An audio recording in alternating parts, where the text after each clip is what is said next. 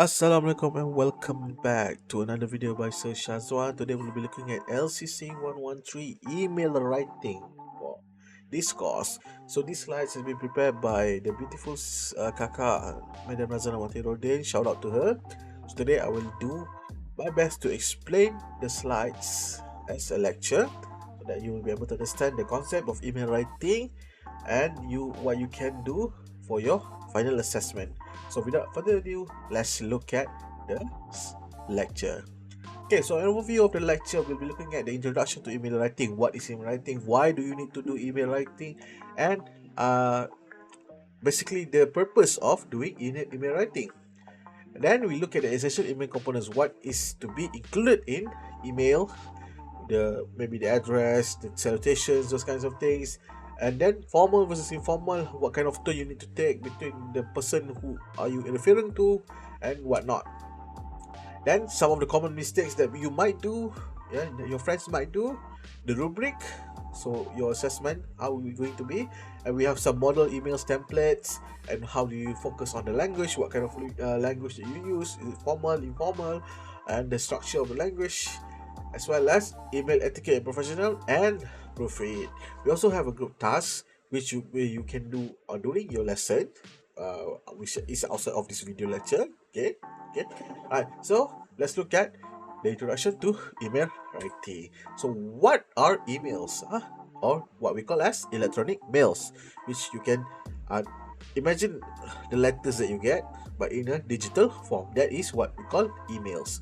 So emails are important, highlighting academic and professional users. You usually use email in academic and professional context. For example, when you're sending emails to your lecturer or you are talking to your boss in your workplace, you use emails. Okay, email is used for many different purposes, including contacting friends, communicating with professors and supervisors, requesting information, and applying for jobs, internships, and scholarships. So when you have finished your diploma, you finish your degree, you want to apply for jobs, you send email to the company. And when sometimes you want to contact your friends, you can do it through email. As well as if you have supervisors or you want to contact your lecturers, you use emails as one form of communication. So depending on your purposes, the message you send will differ in the formality, intended audience, and desired outcome. So it depends on your audience. Who are you sending the email to? Then the formality depends on the audience. Okay, and then what do you want to achieve with that email? Okay, so email is a valuable tool. It creates some challenges for writers. And miscommunication can easily occur when people have different expectations about the messages that they send and receive. Okay, so we are trying to avoid miscommunication, and the email is a good way for you to do it. Okay, now email etiquette is how we maintain a respectful, appropriate, and professional tone in the context of an email. So for example, you are sending an email to your lecturer or your supervisor or your professors, you must be respectful, must be appropriate, and have a professional tone. It's not like you are sending a WhatsApp to your friends or your family members or whatnot. So etiquette is important. You must be mindful when addressing the reader with the correct titles and identifying oneself and one's needs clearly. If you're sending to a professor, make sure you include the title professor, doctor, something. Okay, or maybe you just a lecturer without any doctors yet, so you can send as Mr. or Mrs. or Madam, something like that. Okay, and email is usually short and concise. You are straight to the point what you want to say, and then directly inform the details below. Okay, emails differ from other forms of communication such as text messaging. We have WhatsApp, we have WeChat, Telegram, or formal letters. Formal letters is in written form where you have a physical form to send, while emails are usually mostly used in professional situations. You can use WhatsApp, WeChat, Telegram to message your lecturers or something, but usually when you want to ask for something official, then you use emails.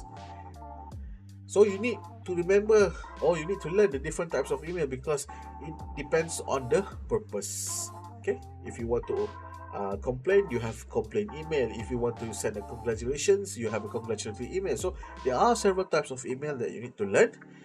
So remember, yeah, we have different types and different way of writing for the types email. So we will be discuss on the different types of emails: formal, informal, or semi-formal, and when they are used. So for our context and word related, we are usually emphasize formal emails for university literate manners. Maybe you want to do a program, so you submit a formal email, okay, through Gmail or like Yahoo Mail. But this doesn't matter the channel, but it is formal email.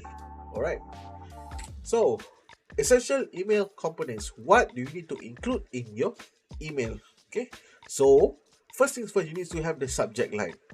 What is your purpose of writing the email? Okay. So it needs to be clear and concise. For example, you want to request for more fund for the project. So you write, okay, subject line, request for more funds for the project, blah blah blah blah blah. Or maybe you want to apply for leave, okay, request for leave during about something. So it is important for you to ensure that your subject is clear, because the first thing that the reader reads or the recipient reads is the subject line or the title.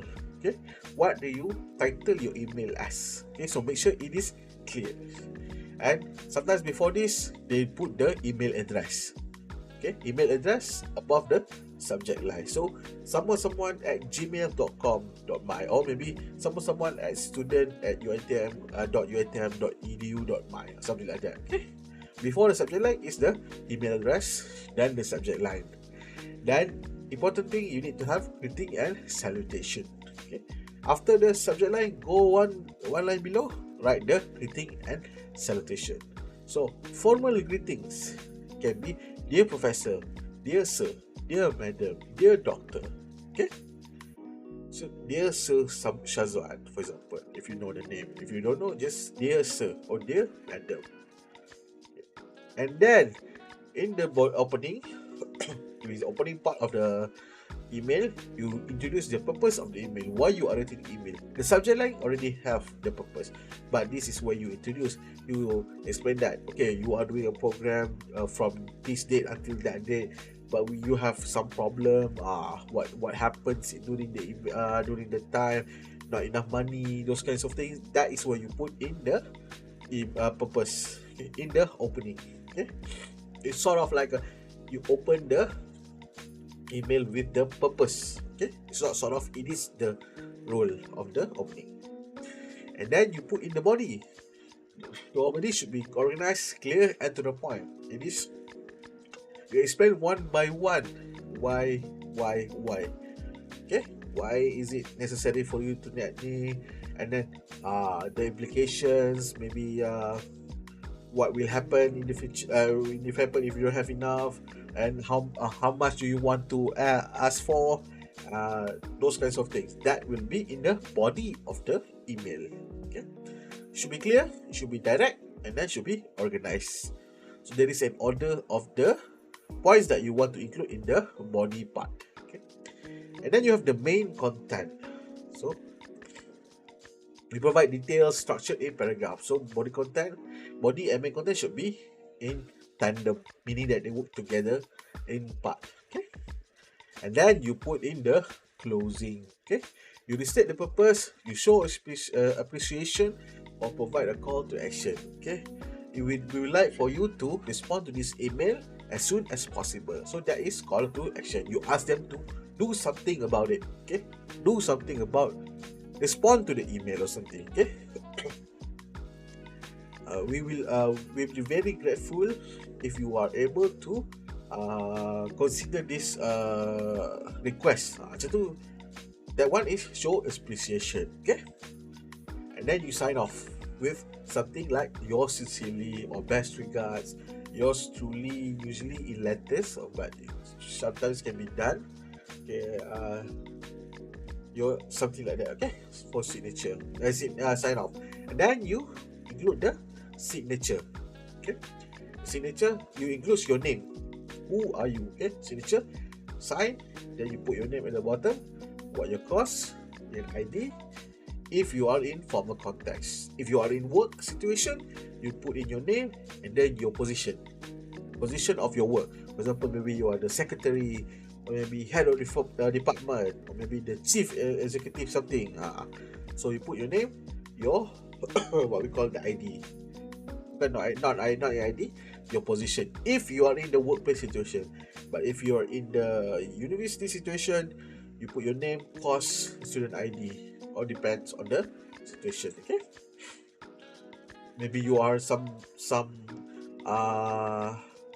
secretary of a group, or maybe like what we call the organization. So you put your part, your position, then you put your the organization that you are part of. Okay, so that is the parts of an email that you need to include. Just make sure you have this. Follow the left parts. Okay, so this is the breakdown of it. Okay, subject, title of the email, the title, why, what are you trying to say here, subject line. Then recipient, we have the salutation, the introduction, your purpose of the email, and background of the issue. Maybe you say you want to request for money because the funding that was given is not enough, or maybe like there are some additional expenses needed, so something like that. Then second paragraph, you put the supporting details, examples, explanation, those kinds of elaboration, those what you include in the second paragraph. And then you conclude with the action, hopes, and recommendation with commentary close and signature at the bottom. Okay, so this will be what you need to do in your final assessment. Okay, now the tone of your email depends on the email to the who you write the email to. Okay, you have formal versus informal. So whenever you are doing a formal email, you use a professional tone. So tone is the writer's character or emotion that is being received by the reader as a result of how the email was written. One can write with an angry, positive, constructive, or respectful tone, to name a few. Maybe you are complaining, you can be angry. Or maybe you are congratulating, you can be positive. Or maybe you are requesting something, you can be respectful. So it depends on the situation. Okay. When emailing a professor or a dean or a CEO, you want your tone to come across as calm, positive, and respectful. You should avoid something like this: I can't believe you give me an F on that test. So this shows that you are angry, disrespectful, and unprofessional. So the way you write shows what you are feeling or during that time. Okay. So it's not to say that you have to use smiley or something, but the way that you write should be come across as calm, maybe positive. Like the second example, Dr. Stevens, thank you for getting back to me so quickly. So just normal tone, just it looks respectful, it looks positive, and it looks professional compared to the first one. Okay, so be aware of your emotional state when you are writing an email. Think before you send. So don't send an email during when you are angry. Your email will be very angry, same like you. Okay, so avoid being angry when you are writing the email. Okay, teach. So this is my job to teach you how the tone and style differ between formal and informal emails. So in formal emails, you can be more casual, more relaxed. You can use words that are very simple. Maybe you want to show your anger to your friends. You can use something like that in informal. But in formal email, you need to use respectful language. Okay. So there are some examples I will provide you later. Don't worry. So you look at it. Okay. So formal, we need to use formal tone. Okay, remember, formal tone, academic emails, professional email. So you can use slang, usually casual language in informal email. Okay. So common mistakes: no subject line or unclear subject. Very easy. You don't write anything. The subject, we don't know what you are trying to say. So that is why there's no subject line. Okay. Why is this person sending you an email about nothing? That is my first impression if I get an email without a subject line or a clear subject. Okay, no subject line meaning maybe wrong email. Okay, ignore or send to trash. So make sure when you write your email, make sure you have a clear subject line. Okay. Second one, overly casual language. Casual language can be used if you are talking to your friends, but when you are talking with someone with higher position, maybe your lecturer, maybe your boss, maybe your professor, use formal language. Don't use hey, hello bro. No, I bro you back. So no, okay. So dear sir, okay, dear madam, dear doctor, dear professor, use formal language. Okay.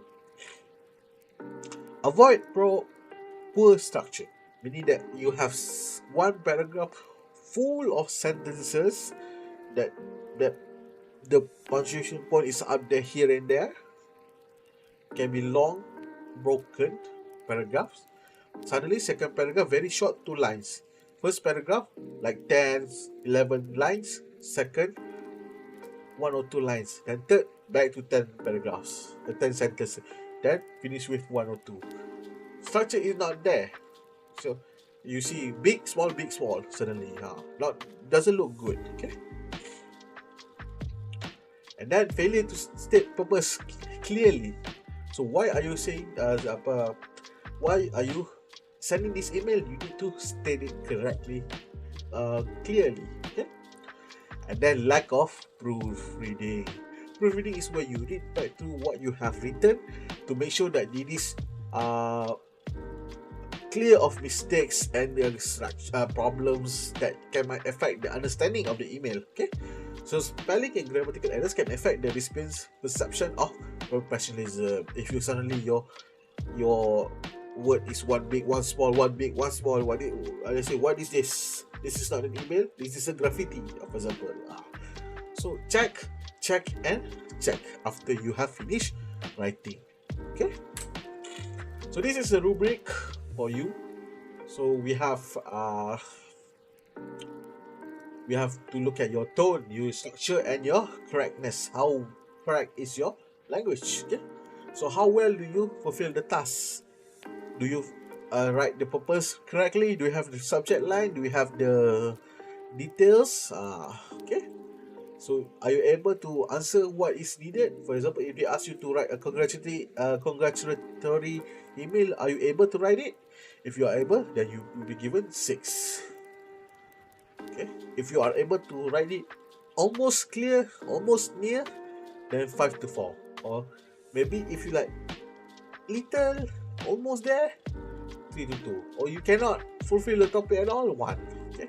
So make sure you know what are requested of you and how do you go about it. Okay. Language standard. Is your language good? Grammar mistakes, all of that, structure, those kinds of things. Those are part of the language. Very good, very nice. You get 6. Okay. Almost the best, or something like that. You get 5 or 4. Okay. You got 3, 2, and then very bad. You get 1. Okay. And then organization. How well you structure the email, and then you are following the subject line. You have the structure. You have followed the elements. You have every single one of these. Then you will be given 6. If you are missing some, then 5. If you're missing half of them, 3. If you're missing most of them, 1. If you don't have anything, 0. Very clear. Okay. Now we will show you some templates and some email for you. So this is for requesting information, apology for missing class, asking for a question, and submitting assignments. So this is what usually for our situation, this is what you will look at. Okay. But there are some templates that we have for you. Okay. So first sample is a congratulatory sample. You want to give congratulations to another person. So this is how you write it. Okay. Yeah, but this is more like a letter actually. Okay. But below that, all of these are the correct way for you to write an email. Above this, no need. Okay. Above this, like this is part of a letter. If you change it to like an email address, it should be an email. Okay, so subject, salutations, purpose of writing the email, and then the body, and then the closing, the sub closing, and then the signature. Okay, sign off and signature. So this is a sample of congratulatory email. This is a sample of a complaint email. If you want to complain to someone, this is what you do. Okay, name of contact person if available, title, company name, street address. This is more like towards a letter. Okay, something like a letter. But for this one, okay, subject, complaint regarding defective program. Dear someone. If you know the name, put in the name. If you don't know, dear person involved. Okay, or maybe dear manager. Okay. Then you write blah blah blah blah blah. This is the purpose. This is the body, and the body. So this is the closing sentence. Do both these two closing sentence. Then this is the sign off. Then the signature. Okay. So this is the way for you to write your complaint email. Then inquiry email. Okay. This is still like a letter, but it is almost the same. So this one, name of sender should be no. You should write the email address. Email address.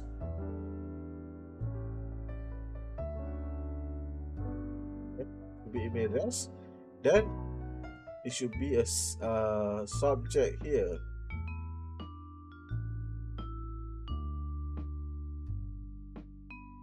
Then baru salutations. Then this is the purpose or the introduction. This is the body. This is the what we call the closing. Okay, closing sentence. This is the sign off, and this is the signature. Okay, right. So language focus. So you need to incorporate useful language expressions for email writing. For example, when you are opening your email, correct? So you need to write something like this. Okay, I am writing to inquire, or I am writing here to congratulate you on. I'm writing here to complain about a particular product. So this is the how do you open the introduction. So I hope this email finds you well. I would like to file a complaint, something like that. Open the phrase. Okay. Then polite request. Could you kindly provide a receipt for the product so that I am able to request for a refund or something like that. I would appreciate if you can share me some pictures of your what we call the event that you have won in, something like that. You can request something, but request it politely. Okay, and then closing phrases, you can use something like thank you for your time and consideration, and something like looking forward to your reply, looking forward to your positive reply. Okay, I hope that you can respond to this as fast as you can, something like that. So those closing phrases really important. All of them are really important. Okay, because you want to show that you are being professional, at the same time you have a purpose of why you are writing that email. So make sure that you focus it well. Now, email etiquette and professionalism. Okay, so in our student Malaysian university context, response time, usually email are not that fast as like your text message. For example, you send text message to your friend, maybe like 2-3 minutes they will reply, maybe 2-3 hours then they reply. But email usually sometimes it can be fast, it can be slow, it can be very like next week, next day usually, or next week, depending on the situation. But usually response time like 1 or 2 days usually. Okay, depending on the context that you are in. Usually when you are in the city, 1 or 2 hours or the next day. But for your, if you are working in the company, maybe like in 1-2 days response time, unless that the person is usually open the email quickly, then you will get fast response time. Okay, then remember that you used to use proper formatting. Use the structure that was given earlier, and then use the paragraphs usually. And then if you want to make it clearer without like being informal, use bullet points. No problem. Okay, like for example, you are sending you are inviting someone to a program, then you put the details like place, time, maybe like a team. You put in point forms. Okay, and then politeness, very important. Use please, use thank you, and maintain a polite tone even in difficult situations. Maybe you are very angry, you are writing a complaint, but please still remain polite. Okay, because the worst thing that people want to handle is someone is screaming at your face. Okay, so be polite. And then the last part is to proofread. Like I said earlier, proofread is the way for you to avoid mistakes. So how do you proofread? You read it aloud, read it back. Read your email aloud can help you catch errors that you might miss when writing silently. You read like, today I would like to send you an email to blah blah blah blah. Sometimes when you heard the error, you say, oh, this is wrong, I need to fix that. You know where to fix it. So reading aloud is a good way. Okay? Hearing the words helps you notice awkward phrasing, grammatical errors, or missing words. Sometimes you miss the you miss an you miss an and, or something like that. So when you read it aloud, you can, oh, this is not right. I'm missing something like that. Okay? Pay attention to how the sentences flow and whether they sound natural. So sometimes you write, in the way you write, it makes like, oh, this sounds weird. So you can fix it. And then check one element at a time. Break down the proofreading process into focus tasks. For example, first you check for the grammar, accent, and such. Is my grammar correct? I have problems in the and or maybe the past tense, present tense, future tense, the apa tense, those kinds of things. Check the grammar, check the structure, those kinds of things, and then check the spelling, check the word choice, whether is spelled correctly, is it affect or is it effect, something like that. Okay, and the word choice, is it affect? Should you use affect here or you use effect here? And then verify formatting, punctuation, and email etiquette. So you have the proper salutation, proper closing, opening, politeness, those kinds of things. Okay? So these kinds of approach can help you prevent being overwhelmed and help you spot more errors. Right? And then lastly, focus on key sections. Okay? Pay special attention to the subject line, greetings, and closing, because those are the most important parts of an email. Okay? Because this is where you show what you want to say. Okay, these are the first slides of your. This is the first and last parts your recipient will see, and any mistakes here can leave a poor impression. Very bad email, go throw away. Okay, so make sure they are clear and professional and error free.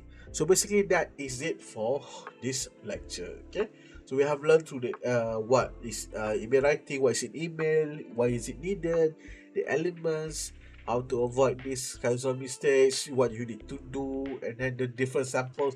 So I hope that this will be able to help you with your final assessment.